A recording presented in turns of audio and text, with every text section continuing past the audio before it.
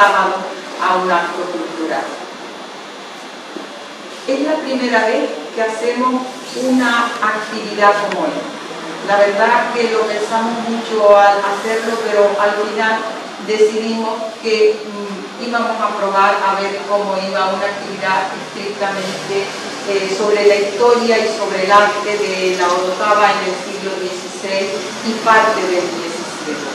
Entonces, lo primero que hemos planteado es precisamente hicimos una recreación de lo que sería el Valle de la Orotava al final de la conquista. Ahí tenemos Mencellato de Taoro, 1496, que todos sabemos que es cuando es el final de la conquista.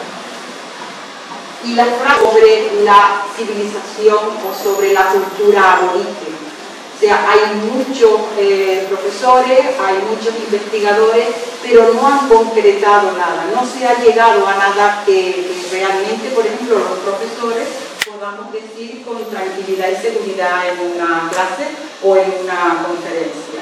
Entonces yo creo que es el momento quizás de sentar a esos estudiosos para ver si entre ellos son capaces de llegar a un acuerdo y que tengamos algo fiable para poderlo así comunicar cuando tengamos necesidad de hacerlo. Entonces ese es el primer paso que nosotros hemos querido dar en esta exposición, partir de aquí y entonces ya empezar a hablar de lo que fue el comienzo del siglo XVI.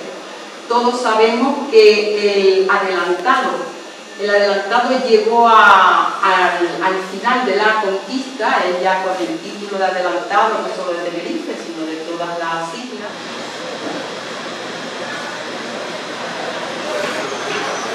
Nos encontramos en lo que fue el rosario de la iglesia del convento agustino de Nuestra Señora de Gracia.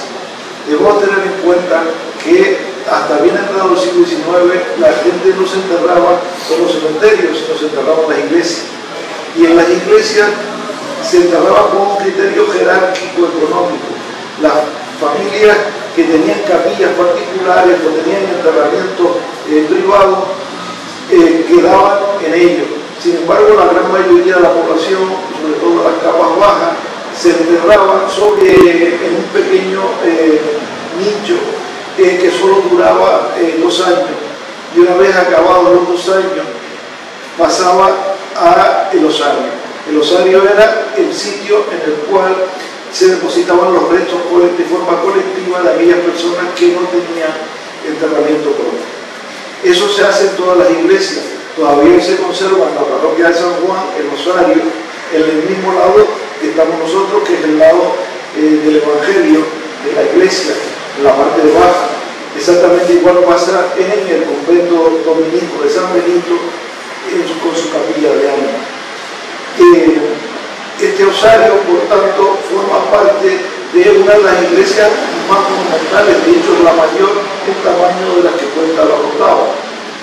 Es la iglesia del convento agustino de Nuestra Señora de Gracia, que fue constituida en 1671 junto a una ermita muy antigua, la ermita de San Roque, que había sido dirigida en 1590 como fundación por un escribano, por un notario de la época de la Orotava llamado Roque Carrillo, en el llano que se llamó de San Roque y que hoy conocemos como la Plaza de la Constitución, cuando en el siglo XIX obtuvo tal denominación a raíz de las Cortes y la Constitución de Cádiz.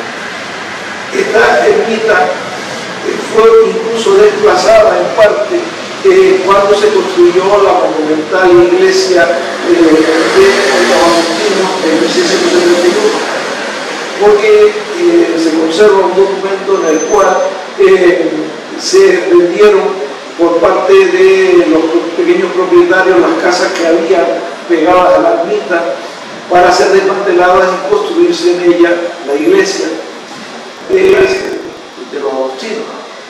Debemos recordar que fue el último convento en constituirse en la Orotava y el único cuyo patronazgo estaba formado por las 12 familias de la élite social, de la élite nobiliaria, a los mayores detentadores de tierra después de la conquista. Que eran familias bien de origen de conquistadores, como los Benítez de Lugo, o bien de mercaderes de la conquista, como los Franchi o los Pontes, de origen genovés. La ermita de San Roque fue durante muchos años donde se reunía el ayuntamiento de la Orotava. El ayuntamiento de la Orotava no tenía edificio propio hasta la expulsión de los jesuitas en 1767. En las reuniones públicas de la Orotava se constituyó y se hacía en la ermita de San Roque. Pero esta ermita con el tiempo fue entrando en ruina y además obstaculizaba el camino que comunicaba con la zona llamada de los puertos. Hay que tener en cuenta que en aquella época no existía. En Legítima Mujer fueron sus padrinos el licenciado Gamboa, médico, y Alonso de Paz y Ruiz García Estrada, escribano, y madrina Inés García, mujer de Alonso de Paz. Es un libro de bautismo. Yo creo que es el primero que se conserva de la parroquia de la Concepción, que era la única parroquia. Un libro donde se hacen los cantos religiosos que se hacían en la Concepción, en la parte trasera, detrás del tabernáculo. Párrafo pues lo realizaban. Aquí tenemos un ejemplar muy antiguo, no original, pero evidentemente del siglo XVIII, de la famosa obra del Quijote de la Mancha, y está impreso en 1732. Aquí nos tenemos una recreación de cómo era el Mencellato de Taoro en vísperas de la conquista, en 1496, cómo era la parte que estaba, las zonas de costa que estaban con plantas fotogramas, con dos libros de uno de los personajes más importantes de la Orotava del siglo XVII, Fray Andrés de Abreu, que fue un importante provincial de la orden franciscana, que vivió muchos años en el llamado Escorial de Canarias, el convento franciscano, que es el más antiguo de la villa, que ya existía desde 1517, y son dos obras de él, una que es unos poemas dedicados al fundador de la orden franciscana, San Francisco de Asís, y el otro es un estudio biográfico de un famoso lego nacido en Icó, de la orden franciscana, la orden que lleva el nombre de San Diego de Alcalá, porque San Diego de Alcalá fue fundador del convento de Betancuria, y se dice que fue uno de los que vino a Tenerife, a la zona de Candelaria, a convertir al catolicismo a los llamados bandos de paz. Este libro está en una biografía antigua de la villa, que ya existía desde 1517, y son dos obras de él, una que es unos poemas dedicados al fundador de la orden franciscana, San Francisco de Asís, y el otro es un estudio biográfico de un famoso lego nacido en Icó, de la orden franciscana, la orden que lleva el nombre de San Diego de Alcalá, porque San Diego de Alcalá fue fundador del convento de Betancuria, y se dice que fue uno de los que vino a Tenerife, a la zona de Candelaria, a convertir al catolicismo a los llamados bandos de paz. Esta es una biografía de Fray Juan de Jesús, efectuada por marqueses del Sausal y de la Candia, y esta era concretamente la casa de los marqueses de Sausal, casa que se quemó en 1901 y la que está hoy ya es el estilo modernista.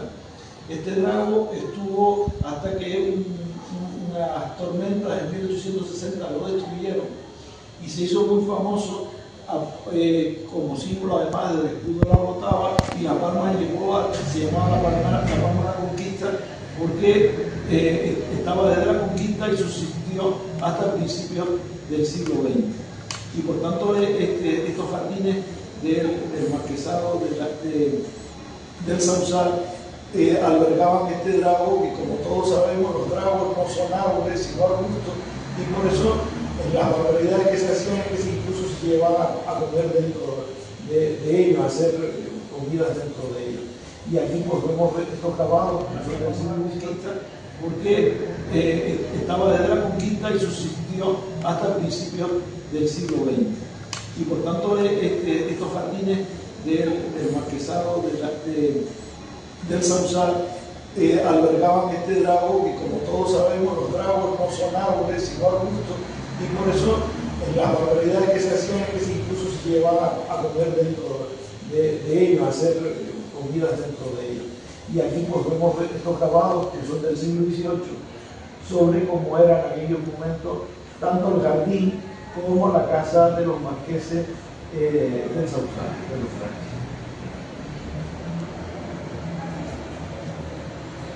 Ya aquí nos encontramos un libro sobre cosas jurídicas realizado por un famoso jurista de la época de Felipe III, el licenciado Castillo, y que es política para corregidores y señores de vasallos en tiempos de paz y de guerra, y es un libro que es del año 1607. Y aquí tiene el escudo de una reproducción de la concesión por parte de Felipe IV en 1648 del título de villa para la Orotava. ¿Qué quiere decir título de villa? Quiere decir que va a tener una jurisdicción judicial, no un ayuntamiento, porque durante todo el antiguo régimen, hasta el liberalismo, el único ayuntamiento de la isla, el único cabildo de la isla era el de La Laguna. Y por eso las dehesas de la Orotava, por ejemplo, o los montes de la Orotava y las cañadas eran de la jurisdicción del cabildo. Pero desde el punto de vista judicial, la Orotava contaba con un alcalde mayor en el cual hoy diríamos en términos actuales sería un juez de primera instancia, y la jurisdicción de esta villa exenta a partir de 1648 correspondía tanto a la Orotava y el puerto de la Cruz como toda la zona de Chacna en el sur de la isla, que siguió dependiendo